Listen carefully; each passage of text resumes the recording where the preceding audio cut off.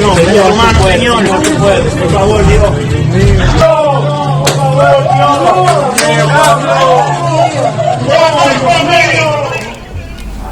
Breaking news చూస్తున్నారు. Dominican republic లో ఘోర విమాన ప్రమాదం జరిగింది. లారోమానో ఎయిర్పోర్ట్ రన్వేపై విమానం పేలింది. విమానం టేక్ ఆఫ్ అవుతుండగా విమానంలో మంటలు చెలరేగాయి. నియంత్రణ కోల్పోయి రన్వేను ఢీకొట్టింది విమానం. రన్వేను బలంగా ఢీకొట్టడంతో వెంటనే భారీగా మంటలు చెలరేగాయి. వెంటనే పేలిపోయింది నిజానికి ఆ విమానం. ప్రమాదంలో 2 పైలట్లు సజీవ దహనం అయిపోయారు. ఫ్యూయల్ ట్యాంకర్లో మంటలు చెలరేగినట్లుగా అనుమానాలు వ్యక్తమవుతున్నాయి. మంటల్లో పూర్తిగా దగ్ధమైపోయింది విమానం. సోషల్ మీడియాలో వైరల్ అవుతూ ఉన్నాయి ప్రమాద దృశ్యాలు. ఘటనపై పోలీసులు, విమానయాన అధికారులు దర్యాప్తు ప్రారంభించారు. ఆ దృశ్యాలు మీరు చూస్తున్నారు ఆర్టీవీ స్క్రీన్ మీద. మీరు చూడొచ్చు విమానం టేక్ ఆఫ్ అవుతూ ఉండగా పాపం తీవ్రంగా ప్రయత్నించారు. వెంటనే ఆ ముందున్న ఆ వీల్ ఊడిపోయింది. ఆ తర్వాత మంటలు ఒక్కసారిగా వ్యాపించడంతో భారీగా మంటలు చెలరేగాయి. ఆ సర్కిల్లో మీరు చూడొచ్చు రన్వే పైన పాపం విమానం టేక్ ఆఫ్ అవుతుండగా టేక్ ఆఫ్కి ల్యాండింగ్ గేర్ ఆ ముందు ఉంటుంది గేర్, అది స్టార్ట్ అయ్యింది. ఆ వీల్స్ కూడా రిలీజ్ అయ్యాయి అండ్ వెళుతూ ఉండగా పాపం మళ్ళీ దాన్ని కారణం ఏమై ఉండొచ్చు అనేది ప్రస్తుతం ఇన్వెస్టిగేషన్ జరుగుతూ ఉంది. కానీ మీరు చూడొచ్చు ఆ ప్రమాదం ధాటికి ఎటువంటి పరిస్థితి ఏర్పడిందని చెప్పి పూర్తిగా ఆ విమానాన్ని కంట్రోల్లో తీసుకొచ్చేందుకు తీవ్రంగా శ్రమించారు అక్కడ పైలట్లు. డొమినికన్ రిపబ్లిక్లో ఘోర విమాన ప్రమాదం జరిగింది. అక్కడ ఆ దృశ్యాలు మీరు చూస్తే అమెరికా రిజిస్ట్రేషన్తో ఉన్న గల్ఫ్ స్ట్రీమ్ G200 విమానం ప్రమాదానికి గురైంది. ప్రైవేట్ జెట్ అది. ఆ ప్రైవేట్ జెట్ ఒక్కసారిగా ప్రమాదానికి గురి కావడంతో అందులో ఉన్న పైలట్లు 2 ఆ ఘటనా ప్రదేశంలోనే తుది శ్వాస విడిచారు. ఆ మంటల్లో సజీవ దహనం అయిపోయారు. లరోమానో ఇంటర్నేషనల్ ఎయిర్పోర్ట్లో ఎమర్జెన్సీ ల్యాండింగ్కి ప్రయత్నిస్తూ ఉండగా క్రాష్ అయింది విమానం. రన్వేపై వేగంగా దూసుకెళ్ళింది విమానం. ఒక్కసారిగా ఒక పెద్ద ఫైర్ బాల్, పెద్ద అగ్నిగోళం అక్కడ మీరు చూడొచ్చు. ఎప్పుడు జరుగుతుంది ఇలాంటి సందర్భం, అంటే ఎప్పుడు జరుగుతుందంటే ఇలాంటి విమాన ప్రమాదాల గురించి మాట్లాడుకున్నప్పుడు మీరు చూడొచ్చు టేక్ ఆఫ్కి సిద్ధమైపోయింది. ఆ దృశ్యాలు చూస్తూ ఉంటేనే మనసు చిక్కుమంటుంది.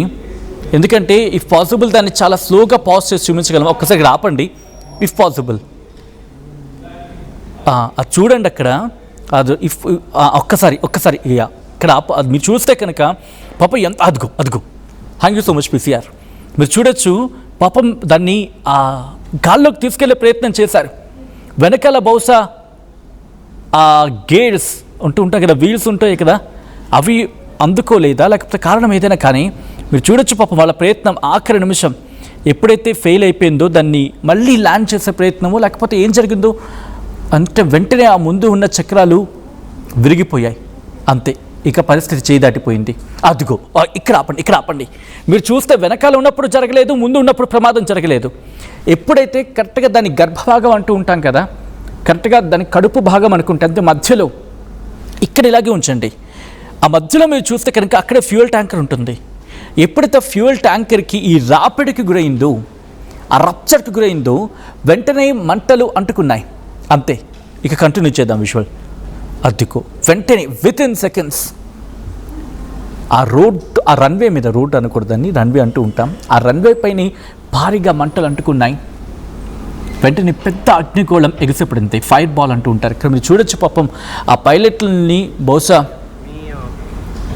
అక్కడ మెచ్చుకోవాల్సిన సందర్భం. ప్రయత్నం చేశారు, వాళ్ళ ప్రాణాలని పణంగా పెట్టి ఆ ప్రైవేట్ జెట్లో ఉన్న వాళ్ళని ప్రైవేట్ జెట్ని కాపాడే ప్రయత్నం చేశారు. వెంటనే అక్కడ ఆ ప్రమాదంలో 2 మరణించారు, సజీవ దహనమయ్యారు.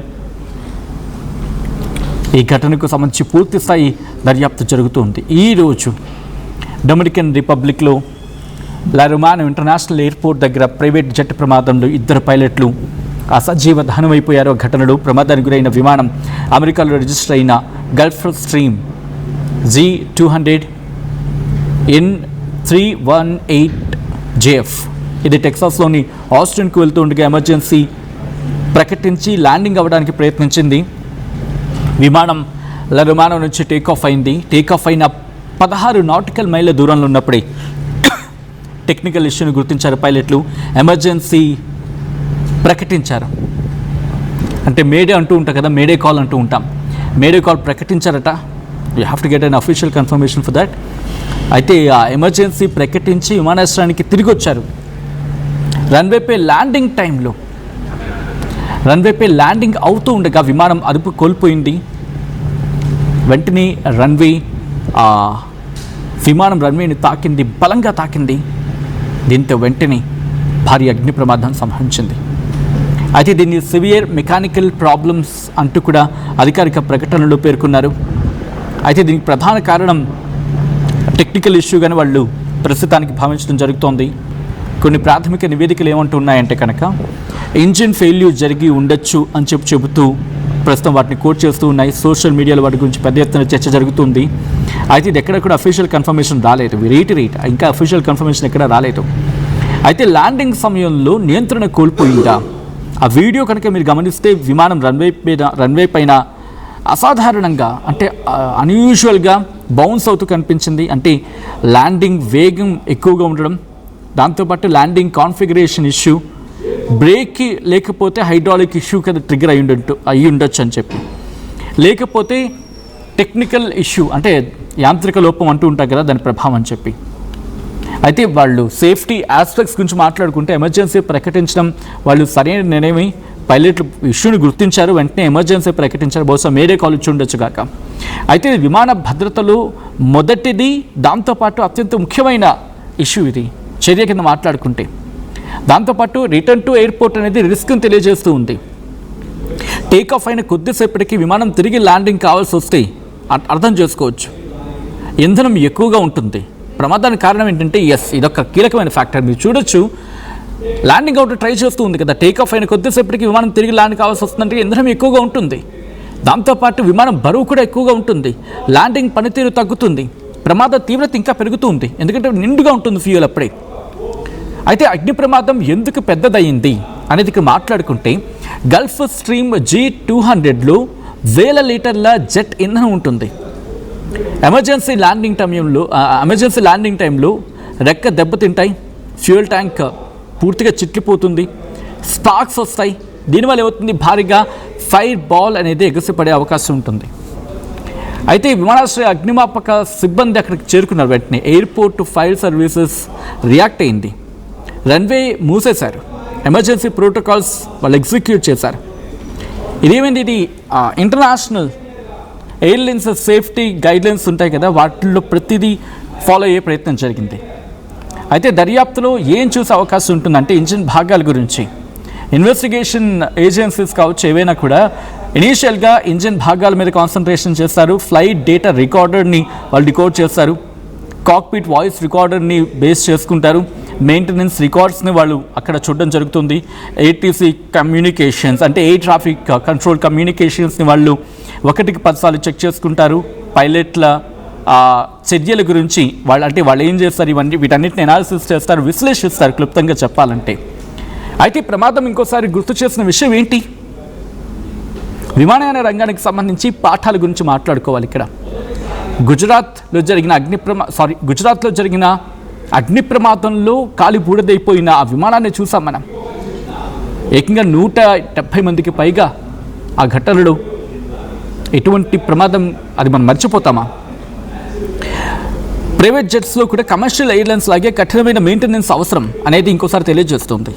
టెక్నికల్ ఇష్యూస్ ఎంత కీలకమైన అంశమో ఇంకోసారి ట్రిగర్ చేస్తుంది.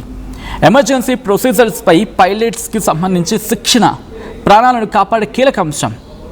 ఇటువంటి ఘటనలు జరుగుతున్నప్పుడు పైలట్లు కనుక బ్రతికి బయటపడితే ఎందుకు జరుగుతోంది, ఎటువంటి వ్యూహం ఉంది, కానీ ఒక్కసారి ట్రేస్ చేస్తే ఇటువంటి ఘటనలు జరిగినప్పుడు పైలట్లు, మీకు గుర్తుందా, సాధారణంగా ఈ డిఫెన్స్ వాటిలో ఉపయోగించే జెట్స్కి ఎప్పుడైనా ప్రమాదం జరుగుతుందని తెలిస్తే వాళ్ళకి అక్కడ పారాషూట్ లాంటి అవకాశం కల్పిస్తారు. అంటే వాళ్ళంటిని దాని నుంచి బయటకు వచ్చేలాగా, దాని నుంచి ఎజెక్ట్ అయ్యేలాగా. అంటే ఫర్ సపోజ్ జెట్లో వాళ్ళు కూర్చున్నారు, నడుపుతూ ఉన్నారు, అది ప్రమాదం జరుగుతుందని తెలిస్తే కనుక వాళ్ళు వెంటనే దాని నుంచి బయటపడచ్చు, అటువంటి అవకాశం ఉంటుంది వాళ్ళకి. సో ఇక్కడ కూడా అటువంటి ఛాన్సెస్ ఏవైనా కల్పించాలా? బహుశా technical experts, that airlines experts మాత్రమే మాట్లాడే సందర్భం ఇది. బహుశా ఆ వర్షన్ బహుశా వస్తుందేమో చూద్దాం. అయితే చిన్న టెక్నికల్ ఇష్యూ అయినా కొన్ని నిమిషాల్లో ప్రాణాంతక ప్రమాదంగా మారిపోతుంది కదా.